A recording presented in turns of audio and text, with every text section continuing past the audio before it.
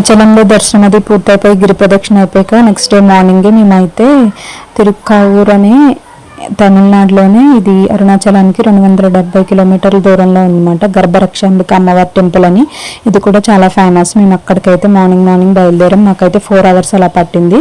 So ఫైనల్గా ఇంకా టెంపుల్కి అయితే రీచ్ అయిపోయాం అన్నమాట. ఇక్కడ గర్భరక్షాంబిక అమ్మవారు అంటే ఎవరో కాదు, పార్వతీదేవి. అలాగే శివుడు కూడా ఇక్కడ ఉంటారన్నమాట. అలాగే ఇదైతే చాలా ఫేమస్.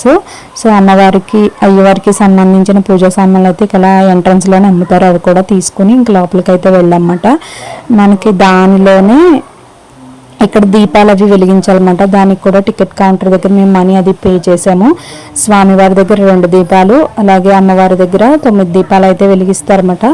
సో మేము అది కూడా చేసేసుకున్నాము. మెయిన్ ఇక్కడ ఏంటంటే ప్రెగ్నెంట్ లేడీస్ వస్తారు, వాళ్ళకి ఆరోగ్యమైన పిల్లలు పుట్టాలని, అలాగే పిల్లలు లేని వాళ్ళు పిల్లల కోసం కావాలని ప్రార్థిస్తారన్నమాట. సో ఇక్కడైతే వీళ్ళు నెయ్యి బాటిల్ కూడా ఇస్తారు, మనం మనీ పెట్టి కొనుక్కోవాలి. 25 grams. అది మనం ఇంటికి వెళ్ళి 1/2 kg నెయ్యిలో కలుపుకొని రోజు వైఫ్ అండ్ హస్బెండ్ ఒక్కొక్క స్పూన్ తినాలని చెప్పారన్నమాట. సో అది చేసేవాళ్ళు అది చేస్తారు.